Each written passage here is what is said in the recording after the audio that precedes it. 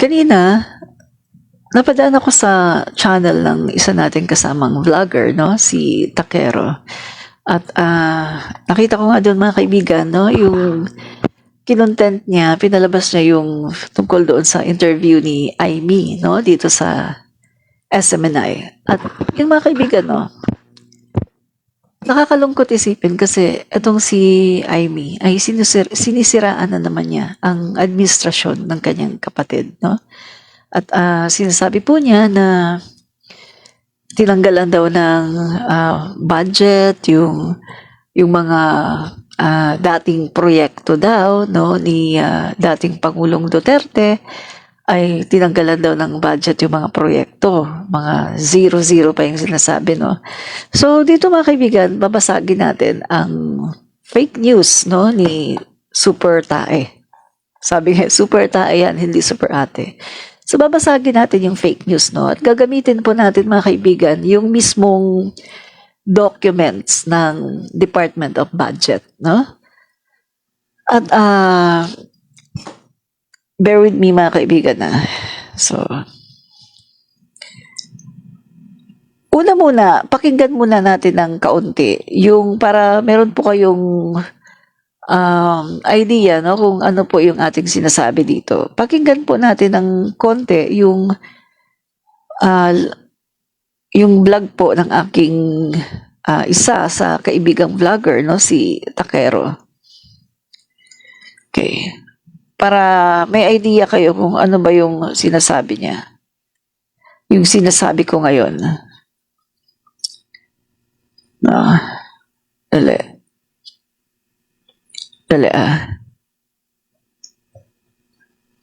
Wait lang po Ito na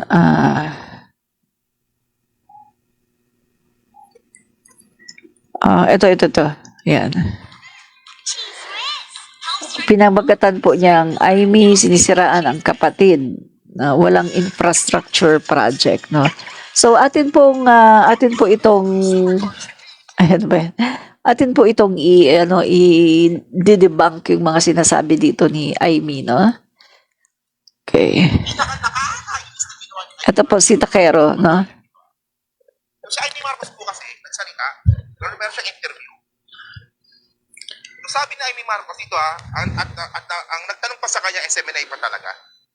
So sabi ni Aimee Marcos just in mga malalaking proyekto sa infrastruktura isinantabi ng Marcos admin. Zero budget ang flagship infrastructure project ng DPWH sa General Appropriation Act GIA ayon kay Senadora Aimee Marcos. Yan na.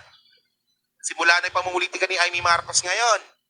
Ngayon, ang ginagawa ngayon ni Aimee Marcos, sinisiraan niya na ngayon yung mga infrastructure project po ni PBBM at kinukumpara ito kay dating Pangulong Duterte. At para mas mainis pa nga tayo mga kababayan, panoorin po natin itong interview ni Aimee Marcos sa SMNI. At syempre, sablay siya dito. Diba? Ganyan po talaga kawalang hiya yung mahabang baba na yan. So kaya niyang siraan yung kanyang kapatid at kapamilya para sa kanyang politika. At ang problema pa dito mga kababayan, dun pa talaga siya dumidikit sa pamilya na allegedly nasangkot sa patayan. Sangkot sa korupsyon allegedly. So ito, panoorin natin ito para mas maganda. Yung previous administration, golden age po yun ng infrastructure development. Kung hindi ako nagkakamali. But this year, sinabi nyo kanina, parang naisantagbe yung infrastructure development. How would this affect our economy? Well, it's going to be a real disaster if we cannot prevent what we see in the DCWH budget. Liwanag kasi nakita natin, ang malalaking proyekto dito sa ating bansa, foreign assisted. Alam naman natin na mangungutang tayo o kundi papakiusapan na bahagi hindi utang kundi grant. Ano man yun na ano yung financing, kailangan talaga may parte yung Pilipino. No? So, magbibigay tayo ng bahagi nun bilang utang o bilang share ng grant. Abay, isipin nyo, yung buong GAA, yung buong budget, para sa 2024, zero ang linagay sa flagship project. Ibig sabihin, yung malalaking tulay, yung mga highway, yung mga puerto, yung mga airport na inaasahan natin, yung mga irigasyon na naghihintay, eto at El Nino, lahat yan zero. Kasi zero ang foreign assisted project. Maliban pa dyan, zero rin ang right of way. Hindi naman zero, sabi. 300 million, ang utang 66 billion. Paano ka naman yan? Ibig sabihin, hindi na mabubuksan ng mga bagong kalsada kasi yung right of way, nakatenga yung lupa, ayaw bayaran, syempre hindi masisimulan yung project. O di wala na naman yung right of way sa buong Mindanao, naghihintay yan sa buong Samar, sa buong Cordillera, wala na naman mabubuksan na bagong kalsada. Yung maintenance, kung nag-aalma tayo na matraffic ang EDSA, matraffic ang Metro Manila, matraffic ang Cebu, matraffic ang Baguio, lalala pa yan pagkat wala nang mamemaintain. Kung butas-butas at sira-sira yung mga kalsada, lalo pang masisira yan kasi zero na yung maintenance halos. Ang konti-konti na. Tapos yung pre-engineering, yung engineering, importante yon kasi doon pinaplano yung mga project. Paano yan kapag walang design? Para-para, kakaltasan na lang ng mga kontratista. Alatsamba na lang kasi wala nang program of work, wala nang aral, wala nang standard. Yun ang kinatatakutan ko talaga. At kasi pag sinabing Marcos, ang kinatatakutan ko at kinahihiya ko, talagang inaasahan ng tao, magagandang infrastructure. Yun nga ang binubuhay ng Presidente Duterte noong nakaraan. Magaganda, talaga nakakasindak na infrastructure. Yung mga malakihan patapat, ayan, yung mga viaduct sa Candaba, yung mga malalaking tulay ng Leyte Samar. Ganun ang i-expect Tapos magugulat na lang sila na zero pala. Diba? So, ganyan po talaga ginagawa ni Amy Marcos. Sisirahan yung presidente na kapatid niya and then paangatin si Digong. Boba.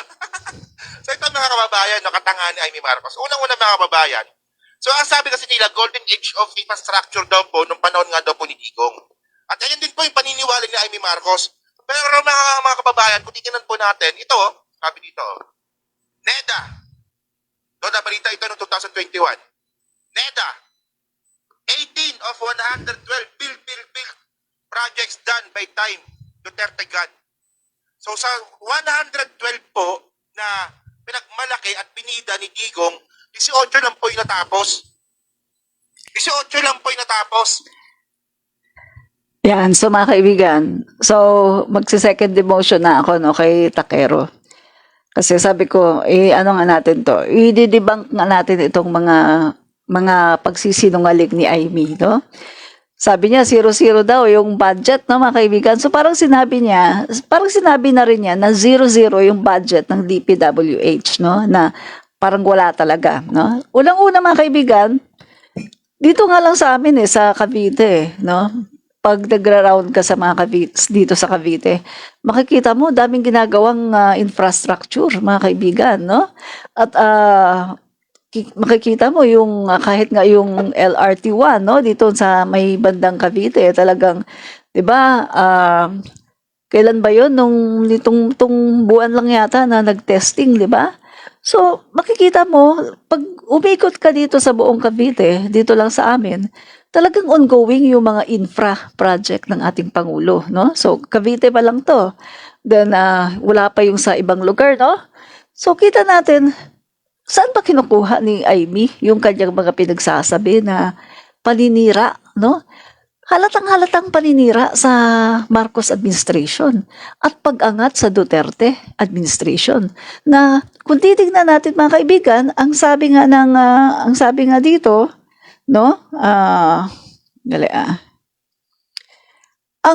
Sa 121 project ng Duterte administration ay 18 lang, mga kaibigan. 18 only ang talagang natapos ng Duterte administration.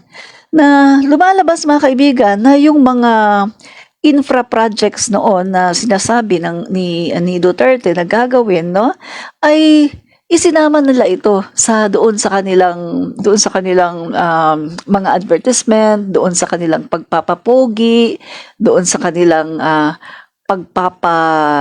pagyayabang sa taong bayan na ganito raw karami ang infra projects. Na kung titignan naman natin, mga kaibigan, pinakita dyan ni Takero pero hindi na natin ipapakita, no, kasi dadagdagan ko na lang yung mga sinabi ni Takero, no. Kung napanood nyo yung live ni Takero, makikita nyo, mga kaibigan, na marami doon yung mga isinama doon sa build build project daw ni dating Pangulong Duterte ay mga proposal. At natapos siya mga kaibigan sa kanyang termino na nanatili pa ring proposal at hindi man lang nasimulan kahit isang pako man lang o isang poste. As in wala. So 18 lang mga kababayan yung talagang proyekto na tinapos. At yung mga pinapakita, no, yung pinapakita niya doon sa mga kung napanood niyo yung mga video, mga kaibigan, may mga pinapakita, 'di ba, na proyekto daw yun ni dating Pangulong Duterte. Mga kaibigan, marami doon ay hindi natapos. Mga uumpisahan pa lang, pero hindi talaga niya naumpisahan. At marami doon ay mga proposal.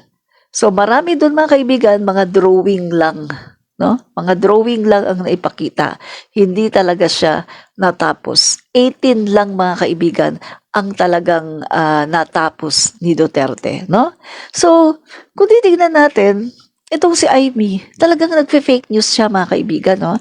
Tignan nga natin, magkano ba ang budget ng DPWH? Kasi sinasabi nitong si Amy, wala na daw tulay, wala na daw irigasyon, wala na daw kasi nga daw 0 daw ang budget, no? Nitong nakakaraan nga lang pagpunta nga sa Davao, 'di ba, ng ating pangulo, anong sinabi niya mga kaibigan, 'di ba? Nag-inaugurate nga siya, 'di ba, ng Davao water system. Ba 'yun Dali. Puntahan nga natin. So, anong sinasabi nitong si Amy?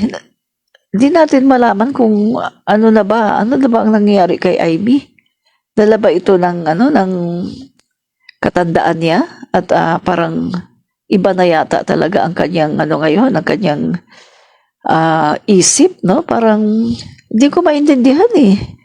Pati ako mga kaibigan, sumasakit ang ulo ko kay Amy. Ano na bang nangyayari dito sa tinatawag niyang sarili niya na super ate, pero lumalabas ngayon mga kaibigan na hindi siya super ate. Parang siya ay nagiging super tae na talaga. No? Lately lang mga kaibigan, dali natin. Okay. Diba, pumunta siya sa Davao lately at siya ay para makita nyo.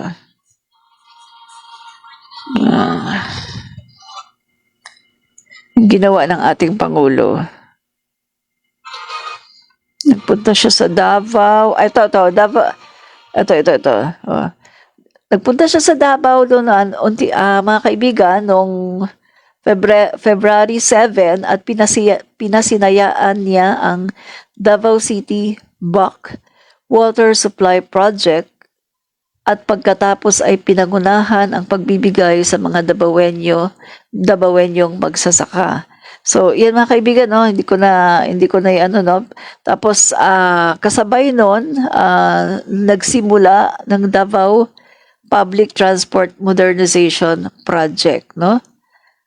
So, kita natin mga kaibigan, kasama ito sa mga proyekto kasama yan sa mga proyekto mga kaibigan na under ng DPWH, no? Sa pagkakaalam ko, kasama itong water system, Water City Backwater Supply Project, no? Ito, kasama yan, mga proyekto na yan mga kaibigan, no? So, titignan natin kung tama yung sinasabi ni Amy na 0 daw. At kunin natin mga kaibigan dito sa documents mismo ng Department of Budget. Ayan. Kasi makikita natin kung totoo ba yung sinasabi ni Amy. Ayan. Okay. Tingnan natin dito. Just bear with me. So dito mga kaibigan, may tinatawag dito na 10 priorities, no, ng Marcos administration na binadgetan, top 10 priority sectors, no. Unang-unang nga dito yung education, ang may pinakamalaking budget, no. Noong 2023, ang budget ng education, no, yung kay Sara Duterte, no, DepEd ay 895.2 billion, no. Department of Education to mga kaibigan. So, kasama na rin dyan yung biglang Biglang nawawala eh. Saglit ah, saglit ah. Saan na ba? Okay, yan. Department of Education, no? So, number 1 yan mga kaibigan, Department of Education, pinakamataas. Dali. Na may budget noong 2023, 895.2 billion. Ngayong 2024, yung kanina 2023, 895.2 billion. Ngayong 2024, 924.7 billion. So tumaas mga kaibigan ha. Kung noon ay 895.2 billion lang ang sa Department of Education, ngayong 2024 ay 924.7 billion. So wala talagang, kumbaga, walang reason si BP Sara Duterte para ang edukasyon ng ating bansa ay maging poor, no? Wala siyang rason kasi talagang super laki ng kanyang budget. Pangalawa, Public Works, Department of Public Works and Highways, no? So kanina sinasabi ni Amy na wala daw budget sa mga irrigation, 0, wala daw budget sa mga tulay, sa mga yung mga farm to market roads. Mga kaibigan, nakalagay dito Department of Public Works, no? Ito yung Department of Public Works and Highways, mga kaibigan. Ang budget nito ay, kita nyo noong 2023, 894.2 billion. No? Noong 2023 yan, mga kaibigan. Tapos, ngayong 2024, naging 822.2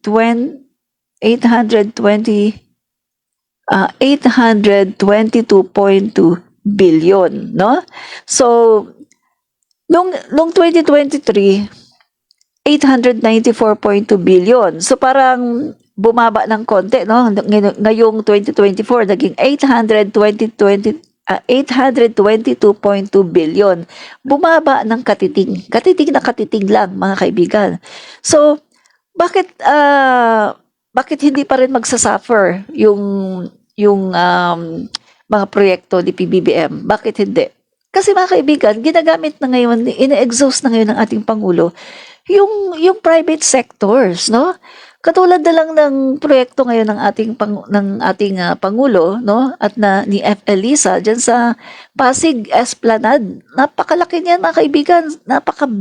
Big project niyan na pinagdudugtong, no? Pagdudugtongin yan, yung Esplanade na yan hanggang magmula diyan sa may Pasig, mga kaibigan, sa may post office, no? Loton, hanggang doon sa Laguna de Bay, no? Makakapag-walk ka dyan, mga kaibigan, hanggang doon. Napakahaba nun. Tapos side by side pa yan, mga kaibigan. Yung left side tsaka yung right side, no? Side by side yan. So pwede kang umikot ng pagganon, no? Mga kaibigan, makakarating ka doon sa kabilang side, no? So pagdudugtungin yun, magkakaroon ng mga connection. Yan, mga kaibigan, walang ginagastos ang gobyerno dyan kahit piso. Kasi nga, ine-exhaust ng Pangulo natin ngayon yung ating ginagamit yung ating mga private sector, yung mga bilyonaryo natin, yung mga gustong mag-invest, ginagamit ngayon yan ng ating pamahalaan. Ganoon katalino ang ating Pangulo, Bongbong Marcos, na kahit yung mga nagkakaroon ng pakinabang yung ating mga bilyonaryo, yung mga elitista natin, nagkakaroon sila ng pakinabang ngayon, no?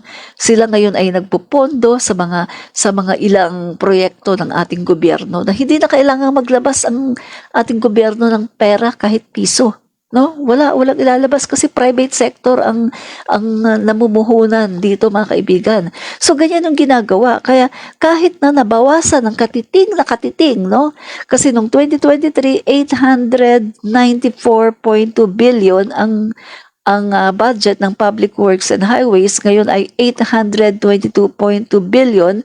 So nabawasan ng katiting na katiting. Pero sabi ko nga kanina, ina-exhaust naman ng ating administrasyon, no, Marcos administration, ang power, ang wealth ng private sector. Sila ay gumagastos sa maraming proyekto ng ating gobyerno. Kaya bawi pa rin, mga kaibigan, no? Pangalawa, Kita nyo ha? Kita nyo mga kaibigan yung sinasabi niyang 0-0 ang budget daw. Wala na daw magiging tulay, wala na daw mga irigasyon. Hello, anong sinasabi ni PBBM sa kanyang speech just lately? Ang sabi ni PBBM, inutos niya sa mga involved dito sa mga proyektong ito. Bilisan nyo ang paggawa ninyo ng mga irigasyon, ng mga patubig sa ating bansa. Bilisan nyo dahil kailangan ito na matapos bago man lang dumating ang El Nino. So ano yung sinasabi ni Super Tae, mga kaibigan? Na wala daw pakialam si PBBM na wala daw mga irigasyon na mangyayari, na mga tulay o mga kalsada, farm to market roads, wala na daw dahil wala daw budget, hindi daw binadgetan ang 194 flagship projects ng gobyerno. So ano ito? At hindi na daw matutuloy yung mga proyekto. Hello! Yung pinangako nga ni Duterte na kaniyang pagdudugtungin yung Samal Island at saka yung dalawang province na pagdudugtungin diyan sa may Davao, Samal Island tsaka kalimutan ko yung pangalan ng basta pagdudugtungin siya magiging isang malaking bridge yan, mga kaibigan, no? Pagdudugtungin siya. So eto nga, mga kaibigan, na hindi nga niya naumpisahan yan. Wala siyang naumpisahan dyan. Pero anong sabi ni PBBM? Itutuloy pa rin. Pero iba na ang magpapondo, mga kaibigan. Itong train sa Bicol, di ba? Yung Bicol Express.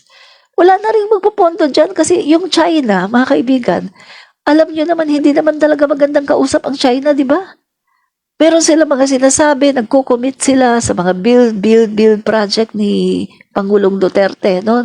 Dating Pangulong Duterte, pero hindi naman sila naging totoo sa kanilang commitment dahil hindi naman talaga nila tinupad yung kanilang pangako na pondohan yung mga proyekto na yun. Ang dami nilang mga commitment na hindi nila tinupad, mga kaibigan, no? So, kahit si dating Pangulong Duterte, nakita niya yan no? Pero mga kaibigan, ganun pa man, kahit nakita niya ang kakulangan ng China, kung gaano ang China ay hindi nagiging totoo sa kanilang salita, pero hold on pa rin siya. Talagang himod pa rin siya sa puwet ni Xi Jinping. Kasi nga, malaki ang utang na loob ng kanyang pamilya at ng Davao City kay Xi Jinping. No? Inaamin niya, mga kaibigan, malaki ang utang na loob nila sa China. No? So, kita nyo So, ibig sabihin, mali yung sinasabi ni Amy Duterte Manotok na wala daw pondo. No? Kasi Department of Public Works and Highway, mga kaibigan, ang documents na ito ay nanggaling sa DBM, Department of Budget and Management. No? Yan, dinownload ko ito doon sa kanilang site. No? So, ito mga kaibigan, napakalaki ng pondo. Pangalawa ito, mga kaibigan. Una, yung education. Pangalawa, ang public works, no? And then, pangatlo, yung health. And then, interior and local government. And then, defense, transportation, social welfare, agriculture, judiciary, labor and management, no? So, kung makikita natin dito, mali yung sinasabi ni Amy na walang budget, no? And then mga kaibigan, andito budget dimension by region, no? Papaalam ko sa inyo para makita nyo yung regional budget, no, mga kaibigan. Okay, sa Luzon, ang per capita ng Luzon ay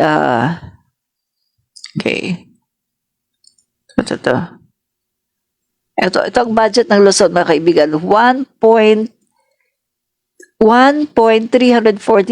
trillion. Sa Luzon yan, Cordillera Administrative Region, 92.7 billion. No? Luzon ito, ito yung mga region ng Luzon. And then Region 1, 157.9 billion. Region 2, 141.5 billion. Region 4, 311.9 billion. Region 4A, ito yung sa amin, no, sa bandang Cavite, 304.6 billion. May Maropa, ito yung sa ano no, bandang mga Mindoro, 133.8 billion. And then Region 5, 199.7 billion. Region 7, 212.4 billion. Region 8, 184.6 billion.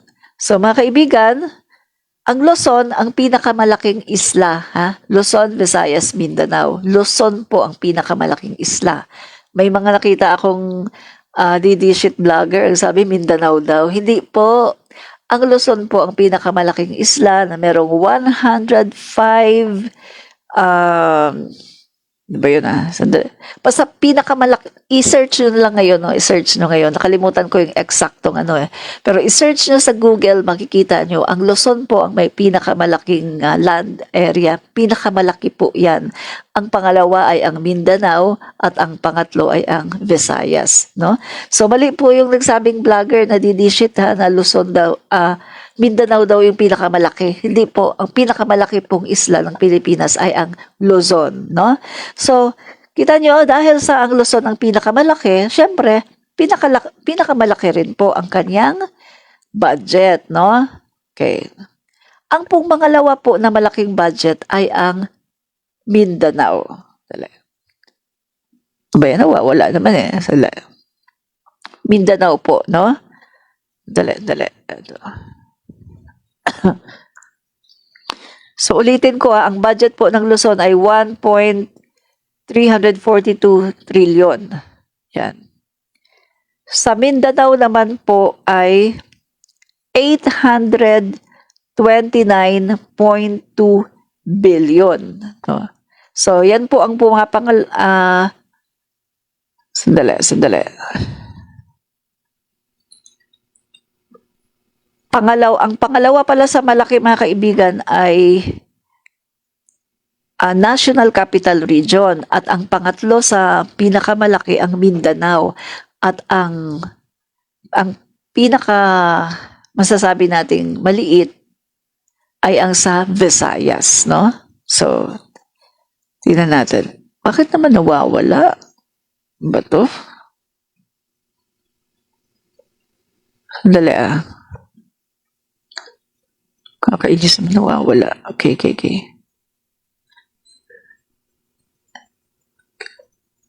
Kakasar nawawala. Okay. Ito. So, ito po ang sa National Capital Region ay 854.2 billion, no? 854.2 billion. National Capital Region yan, mga kaibigan. No? So, makikita nyo, sa Mindanao naman ay 829.2 billion, no?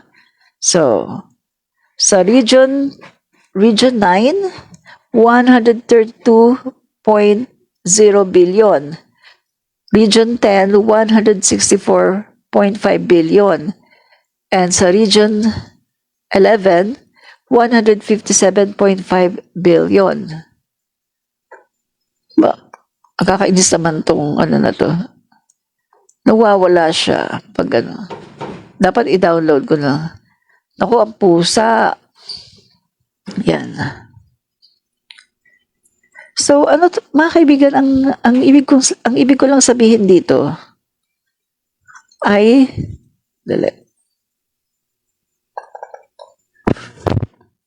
madami kasi ito mga kaibigan eh. Meron siyang ilang pages to? 56 pages. Tapos kapag ginaano ko siya, lumilipat. Dapat siguro ipaprint ko na lang ito. Papaprint ko nga. Nawawala siya, lumilipat siya mga kaibigan. Kakainis, no?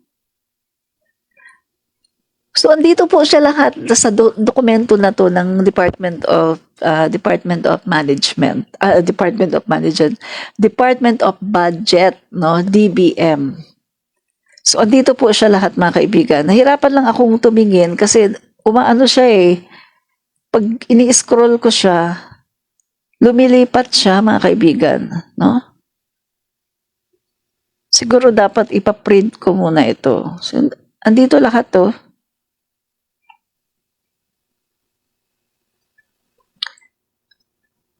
So kung titignan natin ngayon, mga kaibigan, malaki po ang budget ng Mindanao, no? Kaya yun sa sinasabi ng mga sinasabi ng mga ibang mga taga Mindanao na napapabayaan sila, hindi po totoo kasi ito po nakikita natin dito sa DBM, no? Yung budget ng 2023 at ng 2024, hindi po sila napapabayaan. Malaki po ang kanilang budget. Ayan.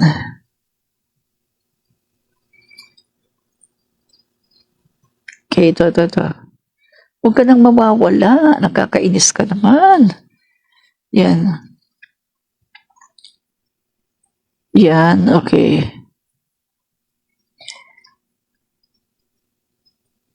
Yan. Ang Visayas po, no? Kita nyo ang Mindanao muna. Ang Mindanao ay 829.2 billion. Samantalang ang Visayas po ay 604.5 billion. No? So, laki po ng sa Mindanao. Malaki ang budget sa Mindanao. No? Kasi nga, yung Mindanao ang ang pangalawa sa pinakamalaki, no? Yan. Tapos per capita, mga kaibigan, dali.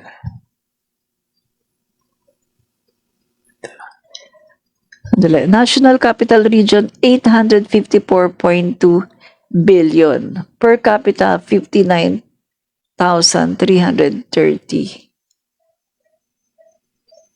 Yan. Yan sa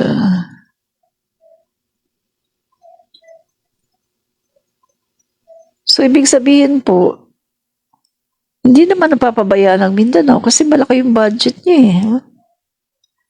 Ang maliit nga na budget dito ay ang Visayas eh. Huh? Sa bagay, konti lang naman kasi sa Visayas oh. Oh, tama. Ang sa Visayas kasi region 6, region 7, tapos region 8. Yan. Yun lang naman kasi sa Visayas. Sa Mindanao, madaming region to eh. Yan. Kaya mas malaki talaga ang kanilang budget. Yan. So, isa lang ibig sabihin to mga kaibigan, na hindi totoo yung sinasabi ni Amy Marcos. No, Amy Duterte Manotok. Hindi po totoo yun. Kasi kung titignan nyo dito sa budget dimension, no, na talagang inilaan, mga kaibigan, malaki po. Pangalawa po sa malaki ang budget ng Public Works and Highways, no? So, hindi totoo yung sinasabi niya na wala ng mga tulay, wala na raw mga farm to market roads. Hello, mga kaibigan. Kung 0-0 yun, sana hindi na matutuloy yung sana i-stop na yung proyekto ng Japan, di ba? Oh, i-stop na dapat yun. Hindi na dapat matutuloy, di ba? At yung mga proyekto ngayon na yung itinuloy ni PBBM, may mga proyekto na sa irigasyon. Oh. Mga kaibigan, yan yung ginagawa ngayon na proyekto sa irigasyon, worldwide, nationwide yan mga kaibigan, hindi lang yan sa Visayas, hindi lang yan sa Luzon, Visayas at Mindanao yan, nationwide, di ba? Just lately, kung pinapakinggan nyo palagi mga kaibigan or nanonood kayo sa mga pages ng gobyerno, makikita nyo palagi yan na sinasabi na si PBBM mga kaibigan ay pumupunta sa iba-ibang mga lugar at talagang pinapabilis ni PBBM ang pagbibuild, no, ng mga irigasyon, no, na bilisan daw kasi kailangan na matapos ito bago dumating ang talagang El Nino, no? So mali yung sinasabi dito ni Super Tae na parang yung ating Pangulo ay walang pakialam na ang ginagawa pa niya, mga kaibigan, ay inaangat niya si Duterte pagkatapos parang gusto niyang sabihin na, ay si Duterte katulad yan ng aking ama, no? Katulad yan ng ama ko.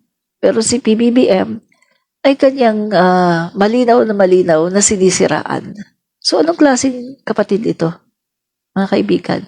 O, komento kayo dyan, magkomento kayo, anong klaseng kapatid yan na ang kanyang mismong kapatid ay sinisiraan, no? Sinisiraan niya, malinaw na sinisiraan niya ang kanyang kapatid, mga kaibigan, no? At malinaw din na ang itinataas niya ay si Duterte. Pero kung titignan natin, mga kaibigan, sa 100, anong sabi dito? Sa 121 na proyekto ni Duterte, ilan lang ang natapos? 18 projects. So, ibig sabihin, yung mga ipinalalabas doon sa mga videos, yun ay parang parang pagpapapogi. Marami doon ay drawing pa lang, mga proposal at nanatili na proposal hanggang sa siya ay umalis, no, sa kanyang pwesto. Proposal lang.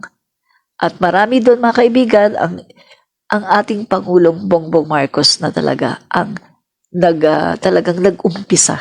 Kaya nga sabi ko, kapag natapos to, credit grabbing na naman itong mga DD sheets na to. Sasabihin na naman nila, ay, kay Duterte yan. Hello, naumpisahan ba ni Duterte? Hello, may mga iba, naumpisahan lang. Umpisa as in umpisa. Pero si PBBM ang talagang nagtuloy at si PBBM ang magtatapos. Kaya sabi ko nga, mga kaibigan, kung ano ang matapos ni PBBM sa kanyang administrasyon, credit yon sa kanya, hindi kay Duterte. Dahil si PBBM ang nag-push, si PBBM ang naglagay ng budget, at si PBBM din ang nagtapos. So lahat ng yan ay credit sa kanya. Katulad ng sinasabi ko noon sa panahon ni Duterte, kung ano man ang natapos ni Duterte, credit sa kanya yon, hindi kay Pinoy, no?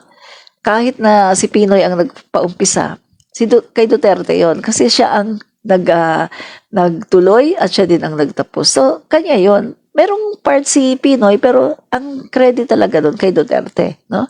Pero ngayon, sa panahon ni PBBM, kung ano man ang matapos ni PBBM, sa kanya yon, hindi pwedeng i-credit grab ng mga DD sheets, no? Si Duterte, 18 lang ang natapos niya. Ngayon kay PBBM, mga kaibigan, 1.5 years pa lang si PBBM pero kitang-kita na natin na marami siyang proyekto na magagawa at matatapos. Yun pa nga lang pabahay, ang dami-dami na, lagi ko nga sinasabi, pabahay pa lang, almost 1 million, mga kaibigan, ang na-deliver sa mga tao. At nakikita nyo naman, until now, mga kaibigan, kabi-kabila na kabi-kabilang construction, no, ng mga pabahay ng ating Pangulo, Bongbong Marcos. So, nakikita natin ngayon pa lang, mga kaibigan, na talagang tinutupad ng ating Pangulo yung kanyang mga pinangako na mga proyekto, no? Tinutupad niya sa pamagitan ng kanyang build better more. So, kaibigan, wala lang talagang gana itong si Amy Duterte Manotoc. At sabi ko nga sa inyo, mga kaibigan, dito sa aking page, no to Amy Duterte Manotoc. Huwag na tayong boboto ng ganyang klaseng tao, mga kaibigan, na naturingang kapatid, naturingang kadugo, pero siya pa ang unang-una na ibaba ang kanyang kapatid, sirain ang kanyang kapatid sa sambayan ng Pilipino. Anong ginagawa niya, mga kaibigan? Huwag niyong sabihin sa akin na, ay, ano lang yan, palabas lang yan ni Amy. Ay, sa bandang dulo, ano yan, BBM pa rin yan. No! Kasi sa ginagawa niya, mga kaibigan, pinapakita lang talaga niya ang totoo niyang kulay. Siya ay isang traidor. Traidor sa kapatid, traidor sa pamilya, traidor sa bayan, traidor sa mga loyalista, traidor sa mga Marcos supporter. At palagi pa niyang pinapakita, no, yung picture ng kanyang ama at picture niya na kaibigan, wala pa siyang retoke. Di ba? Punta kayo sa page niya. Andun, nakapin. Nakapin yung yung picture nila ni President Marcos Sr. tsaka siya. Wala pa siyang retoke ha. So kitang-kita mo yung mukha niya kung ano yung mukha niya noong hindi pa siya nagpaparetoke. No? At palagi niyang tinataas, anak daw siya ni President Marcos Sr. Firstborn. Siya daw ang panganay. Hello, panganay ka. Pero hindi ikaw ang itinalaga ng dating Pangulong Marcos Sr. para magmana magmana ng kanyang seat as a President of the Philippines. At hindi rin ikaw ang itinalaga para pangalagaan ang legasiya ng inyong ama. Dahil kung meron man, walang iba kundi si PBBM yun. Dahil si PBBM ang junior, si PBBM ang lalaki, si PBBM ang una naging masigasig para ibangon ang inyong pangalan. Si PBBM ang unang naglakas loob na umuwi ng Pilipinas at talagang tumakbo siya sa pagkasenador nang sa ganon, mga kaibigan, ay makapagserbisyo siyang muli sa taong bayan at nanalo, mga kaibigan. So kung titignan natin, no, sa followers pa nga lang ilan ang followers ni Amy? 3 million. Si PBBM, ilan ang followers sa Facebook? Madami. Di ba? At kita dito naman, mga kaibigan, doon sa doon sa Tanok, pagdating ni Amy, parang yung mga tao, parang wala man lang. Hindi katulad nung pag si PBBM ang dumating. Yung mga tao talagang, mga kaibigan, nagwawala. Parang nakakita ng rockstar. Pero si Amy ang dumating, wala. Parang wala lang. Tapos, kita nyo yung sa kanyang mga salita. Kasi di ba, mga kaibigan, kapag nag-i-speech yung mga politiko, di ba, may mga, kapag nagugustuhan ang tao ang sinasabi, pumapalakpak, di ba? Pansinin ninyo, doon kayo pumunta mismo sa kanyang post, no? Sa post mismo ni Amy. Pansinin niyo yung post niya nung siya ay nag-i-speech. Pansinin niyo, sino ang pumalakpak? Yung mga nasa harapan. Pumalakpak. Konti lang sila. Pagkatapos, maya-maya may pumapalakpak na rin yung iba. Siguro, para lang, respeto. Kasi Marcos pa rin yan Di ba? Pero makikita natin na wala na. Wala na talaga yung suporta ng taong bayan sa kanya. Kasi, mga kaibigan, nakita na yung tunay niyang kulay. Na traidor talaga siya sa kapatid niya. Traidor siya sa kanyang pamilya. Diba? Pamilya niya yun Kung siya isang matinong ate, no? Kung matino siyang ate at kung sinasabi niya na mali si PBBM, na may hindi maganda na nangyari sa kanyang gobyerno, si PBBM, tama ba yung ginagawa niya? Broadcast niya sa buong Pilipinas, ganito, ganyan. Ganyan ang kausapin niya yung kapatid niya. Kausapin niya, mag heart-to-heart talk sila ng kapatid niya. Kausapin niya yung sister-in-law niya. Kausapin niya yung cousin niya, si Speaker Martin Romualdez. Kung talagang siya isang tunay or matino na panganay na kapatid, panindigan niya yung pagiging panganay na kapatid niya. No? Maging peacemaker siya. Kasi ang pagkakaalam ko, kapag panganay ka, dapat peacemaker ka hindi ka troublemaker. Pero sa ginagawa kasi ni Amy, hindi siya nagiging peacemaker, mga kaibigan, kundi troublemaker. At idinadamay pa niya ang sambayan ng Pilipino. ang mga Ilocanos, dinadamay pa niya. Naghahanap siya ngayon ng kakampi. Kaso mga kaibigan, yung mga Ilocanos na doon, na nakikinig sa kanya, no? Doon sa Coliseum ni President Marcos Sr., nakita niyo naman yung response ng mga Ilocano. Walang gana. Yes, mga kaibigan, walang gana. At kita niyo, kung may pumalakpak man, yung palakpak nanggaling doon sa nanggaling doon sa unahan. Doon siguro sa kanyang mga staff. Andoon galing yung palakpak. Pagkatapos, nahihiya na siguro yung iba. Oh, sige, papalakpak na lang. Pero napakakaunti. Hindi katulad kapag si PBBM, talagang grabe. Ako nga hindi nga ako pumalakpak, nakasimangot pa ako eh. Kasi dahil doon sa mga pinagsasabi niya, 'di ba, na halatang-halata na sinisiraan niya ang kanyang kapatid. 'Di ba? So, yan mga kaibigan, nakita nyo na mali yung sinasabi ni Amy Duterte Manotok na wala daw budget, no? Hindi daw binadgetan yung mga farm to market roads, hindi daw binadgetan yung mga irrigation, hindi daw binadgetan yung mga tulay, mga malalaki daw proyekto, hindi daw binadgetan. Mali. Isang malaking pagkakamali. Hindi ko maintindihan saan siya kumuha ng data. Kita niyo naman, binasa natin kanina, data mismo ng Department of Budget and Management, DBM. So, ibig sabihin, totoo yun. Andoon yung budget 2023 at 2024.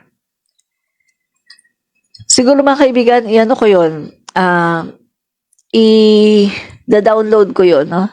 Tapos itatapik natin dito. Kasi doon sa nawawala siya kapag ini-scroll ko na, no? Nawawala. So, kailangan kong i-download. Jenny Shah Love Pasqua. Dag-uman. Wala sa lugar ang speech ni Amy Duterte. Correct po. Wala talaga sa lugar. Rocio Jean. O di kaya'y may pangako si Amy at Digong sa China at di agree si PBBM kaya sinisira nila si PBBM. Oo nga po no? So makahalata po ngayon ang galawan ni Amy Duterte Manotok na talagang parang all out na siya All out na siya sa paninira sa ating Pangulo sa Marcos administration. No? All out na talaga siya. At talagang wala siyang pakialam sa mga loyalista, wala siyang pakialam sa mga Marcos supporters, sa mga bumoto kay PBBM. Wala siyang pakialam, basta Duterte. No? Basta ang maipagtanggol niya dito, ang maitaas niya ang Duterte. Kita niyo sa speech niya. Oh, mabuti daw yung yung kay Pangulong Duterte, ganyan-ganyan. Oh, madami daw infrastructure, pero hindi man lang niya naisip yung sinasabi, mga kaibigan, na pagkatapos pala ng termino ni Rodrigo Duterte at nakita ngayon, no? Mismo mga kaibigan, na ang natapos lang ni Duterte ay, yung sabi ko kanina, 18 lang na projects. Sa 112 na pinangako ni Duterte, 18 lang ang talagang natapos. See? Hindi niya pwedeng sabihin na katulad ng tatay niya, si Duterte, kasi ang Pangulong Marcos Sr. ay napakaraming infrastructures ang natapos. Diba? So, hindi niya pwedeng i-kumpara dahil wala kahit sa kalingkingan si Duterte kay President Marcos Sr. Walang siyang binatbat. No? Yan. Mga kaibigan, tuloy natin yung pinanood natin kanina, no? Yung video po ni Takero. Okay. Tuloy natin,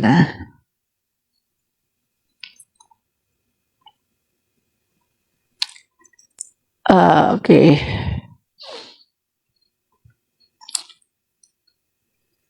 Guys, ito. Saglit. May patalastas. Wait guys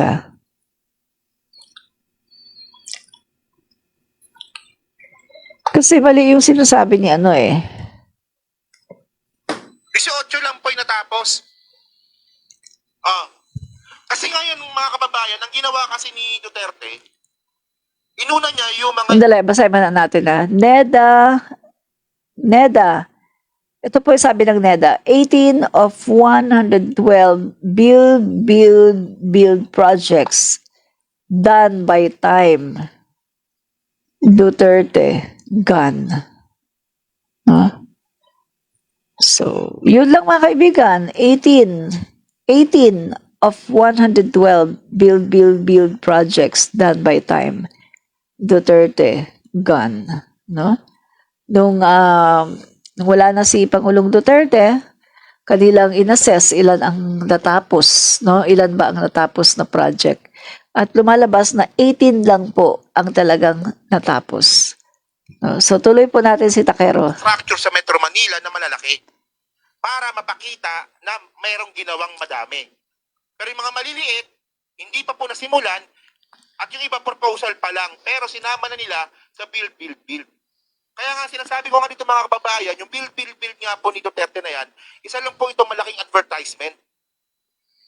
Kita mo, di ba, 112 yung pinagmalaki ni Digong, pero 18 lang yung natapos. Paano yan? So ano yung sinasabi ninyo na golden age of infrastructure, 18 nga lang yung natapos. At mga kababayan, yung mga nasimulan na rin po nun, yung mga proposal din po nun, noong panahon nga po ni Digong, ayan naman po yung pinagpapatuloy ngayon ni PBBM. So, di ba, yung magandang example dito, yung yung LRT extension ng Coastal Road. Di ba, nung natapos, di ba, ayan, nasimulan yan nung panahon ni Duterte, at ngayon po, ongoing pa rin po yung construction yan. Umabot na nga atang yung construction eh. Umabot na atang kabihasnan eh.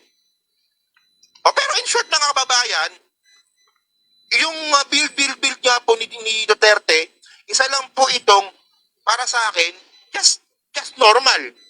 Mediocre, normal lang yan. Parang Yung parang budol, no?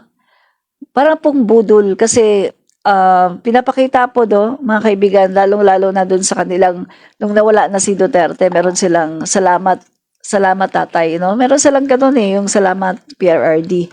So pinapakita po doon yung mga build projects daw. Pero kung titignan niyo mga kaibigan, yung mga ipinapakita doon, marami doon hindi pa nasimulan, yung iba naman sinisimulan pero hindi pa natapos, no, talagang nag-i-start pa lang. At yung iba naman doon, yung talagang proposal pa lang siya. Yung nakaplan pa lang, nakadrawing pa lang, pero isinama na doon mga kaibigan, no?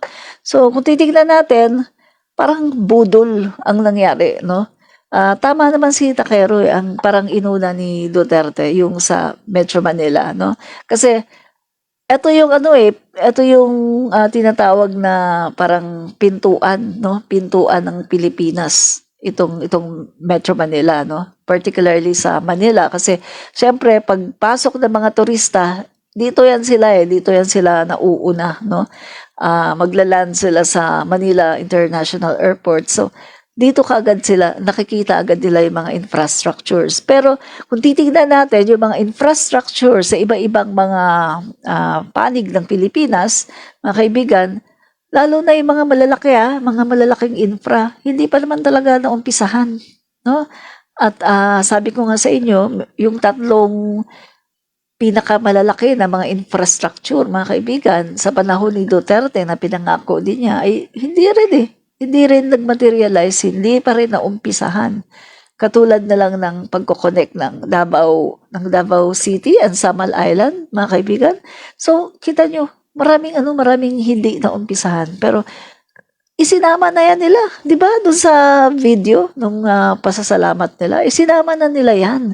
Kaya kung makikita natin, marami talaga budol, mga kaibigan. So, tuwang-tuwa si Senator Amy naman, naniwala naman, di ba? So, tuloy natin. Si Takero. yung naging, what they call this, yung naging finished product niya. Kasi hindi naman talaga siya overwhelming eh. And then mga kababayan, basahin natin ito dito, no? So, ang budget niya is 235 billion. So, almost 5 to 15, almost one-fourth ng 51 billion ni Pulong Duterte. O 18, no? Oh. The Duterte administration would have completed 18 big-ticket flagship infrastructure projects Oh. worth 235.9 billion on his build listed by time. So ayan ang punto natin dito, no? And then ito yung project nga po ni Digong. So under construction, completed, proposed. So pati po kasi yung mga proposed, sinama nila sa build. Mm. O yung MRT lang. So yun po, no? Yun mga kaibigan, na kahit yung mga propose pa lang, isinama na nila doon na parang nagmumukha tuloy na ang daming natapos ni Digong. No? Pinagmumukhang marami siyang natapos na proyekto. Pero ang katotohanan, marami doon ay proposal, marami doon gagawin pa lang pero hindi naman nagawa. At yung iba naman, ginagawa na phase 1 pa lang at si PBBM na talagang nagtapos. Katulad nung mga kaibigan, yung sa Japan, yung Metro Manila Subway. Yung Metro Manila Subway sa panahon ni Duterte, ginawa yung 'di ba, yung sa phase 1, no? Phase 1. Yun hanggang doon lang yun mga kaibigan. Pero si PBBM, pagpasok niya, si PBBM na ang nagtuloy at si PBBM ang talagang magtatapos. Kasi ang goal ng ating Pangulo, bago siya umalis no, sa 2028, kailangan matapos yan. Kasi sobrang napakalaking proyekto niyan. Metro Manila Subway. Japan, di ba, ang nagano niyan mga kaibigan? Japan. So, makikita natin, by 2028, mga kaibigan, talagang pag natapos yung subway na yan, mga kaibigan, yan talaga makakapagpawala ng traffic sa EDSA. Sa totoo lang, mga kaibigan, mawawala ang traffic sa EDSA kapag natapos ang Metro Manila Subway. Kasi parang lahat ng tao ay kahit ako gusto ko sa subway na lang ako sumakay. Bukod sa napakabilis, mga kaibigan, wala namang traffic sa ilalim ng lupa, di ba? Nag-iisa lang yan, Metro Manila Subway. So, ibig sabihin, ang bilis na, bukod sa napakabilis na ng pagdating mo, mga kaibigan, kasi wala nga traffic, maganda pa. At hindi ka malilate, at maganda pa yung transportation mo. Social. The first subway in the Philippines ever ay talagang matatapos sa Marcos administration. Phase 1 lang Phase 1 lang ang nagawa ni Duterte. Kaya sabi ko, kanina, baka pag natapos yan, ang kinina naman ng mga DD shits at sasabihin nila, si Duterte ang pasalamatan. Hello? Meron siyang part. Ginawa ang phase 1. Nagawa niya ang phase 1. Pero si PBBM ang gumawa ng lahat. Sa kanyang administrasyon yan natapos. Diba? Although hindi pa natapos, pero yun ang pangako ng ating Pangulo na talagang bago siya umalis sa pwesto, tapos ang Metro Manila Subway. At isa pa, nainiwala kong tapos yan dahil Japan ang gumagawa, mga kaibigan. Kapag ang Japan ang gumawa, the best yan. Hindi katulad ng China. Ang China, marupok. At alam naman natin, mga kaibigan, so, etong subway na to, alam ko, mga kaibigan, magiging, yan talaga, napakalaki ng tulong yan sa mga Pilipino, lalong-lalo na dito sa Metro Manila. Dahil dyan, mawawala ang traffic sa EDSA. Yan. Diba? Sel Macdis. Maraming po salamat sa panonood, no? Leonila Ruar. Opo, wag talaga. Wag na natin iboto yan si Super Tae na yan. Wag na po iboto. Rose Eugene. O kaya tama, may pangako. May pangako sila sa China, no? Kasama yan si Amy. Yan. August Sarmiento Almorong. Super Tae yan, hindi super ate. Correct. Bayani Mandin, as a solid loyalist, binitiwan na namin si Aimee Nisa. Isa siyang traidor, niyurakan na kapatid niya, kinampihan pa niya si Dutae. Correct. Tama po kayo dyan. Jackie Anderson, bakit hindi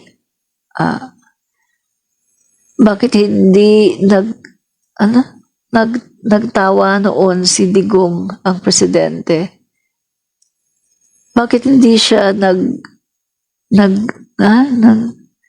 nangatawa noong si Digong ang presidente? Merlin Carillo, tama yan. Walang utang na loob si Aimee sa kanyang kapatid. Sinusulsulan si Aimee sa mga Duterte at kapag nanakaw sa mga Duterte ang kanilang naipundar sa bansa natin na pinapaasenso sa kapatid na presidente. Sigurado ko mangangamot si Aimee sa wala sa oras at pagsisihan niya ang lahat na ginagawa niya sa kanyang kapatid. Correct po kayo. Florida Greenfield. Hi, Admin Rich. Hi po. Ayan. Si Aimee nag-speech, nagbabasa, ang hihina pa. Correct po kayo. Si Aimee po talaga kapag nag-speech at saka nagbabasa, yan po ang pagkakaiba po nila ni PBBM. Kasi si PBBM po talaga ay parang si Pangulong Marcos, no? Talagang napakatalino, magaling talaga, no? Si Aimee po ay hindi niya nakuha yung ni Pangulong Marcos Sr. Hindi niya nakuha eh. Kasi palagi yan nagbabasa. Nakikita ko yan kapag nag-i-speech, laging nagbabasa. Yan. Rose Reyes, hello po Admin Rich, mabuhay kayo. Salamat po Elizabeth Lara. Bakit? Ano ginawa ni Aimee? Yan. Replay nyo na lang po ang ating live, no? Hindi nyo po nasundan yung ating live. Replay nyo na lang po. Yan. And, watching, hello, Leonila Ruar, hello po, watching from Alberta, Canada.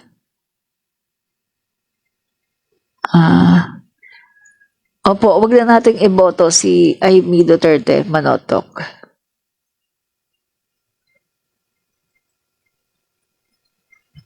Yan. Yan, okay.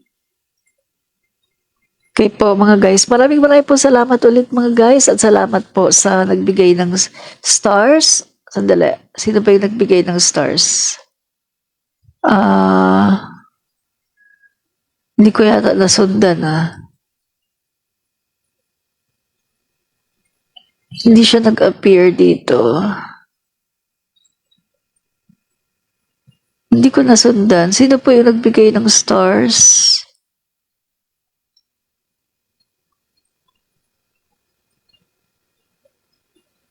Hindi ko nasundan. Hindi kasi nasa US ako. Sorry, Elizabeth Lara. Yan. Okay. So, maraming po salamat, no? Pati doon sa nagbigay ng stars, no? Hindi ko makita dito kung sino yung nagbigay ng stars eh. Salamat na lang po kung sino man po kayo, no? Maraming po salamat sa nagbigay ng stars. At, sandali, meron pa ba akong hindi nabasa? Yan. Maraming po salamat sa mga nanood at matutulog na po ako, no? Antok na. So, Jackie Anderson, admin si Aimee ay siya na ang pinaka-sakim na kapatid. Mas pinagtatanggol ang mga Duterte. Daming galit na sa kanya. True, tama po kayo dyan. Punta po kayo sa page niya, makikita niyo yung mga komento, no? Ang dami talagang galit, no? At yung mga nagtatanggol sa kanya ngayon ay yung sa side po ng mga DD sheets, no? Yun ang nagtatanggol sa kanya, yung mga DD sheets. Pero kung makikita nyo, ang dami na pong galit sa kanya ng mga loyalista at mga Marcos supporters, no? Nagsaside po kay PBBM kasi yun naman ang tama si PBBM at hindi siya. No? Kahit kailan, mga kaibigan, tandaan nyo, kahit kailan, hindi tama ang manira ng tao. No? Ang paninira ng tao ay hindi tama. No? Si PBBM, never siyang sumagot sa mga paninira sa kanya at never siyang nagsalita ng masama tungkol sa kanyang kapwa. Kahit doon sa mga naninira sa kanya. Although yung iba sinasabihin, ay plastic naman yan kasi kahit galit na walang sinasabi, plastic yan. Mga kaibigan, hindi po kaplastikan. Ang pagiging mabuting tao, ang pagiging nakokontrol mo ang iyong sarili sa pagsasabi ng masama, nakokontrol mo ang sarili mo na hindi ka magmura kahit galit ka, hindi po yun pagiging plastic. Ang tawag po doon, manners, good breeding. No? Yan po ang ating Pangulo, Bongbong Marcos. Meron po siyang good breeding at meron po siyang tinatawag na good manners and right conduct. No? So maraming po salamat. Bye-bye. Patuloy po nating suporta ng ating Pangulo Bongbong Marcos at ang kanya pong administrasyon. Bye! Admin Rich po. Bye! Fight fake news. Expose the truth. Bye!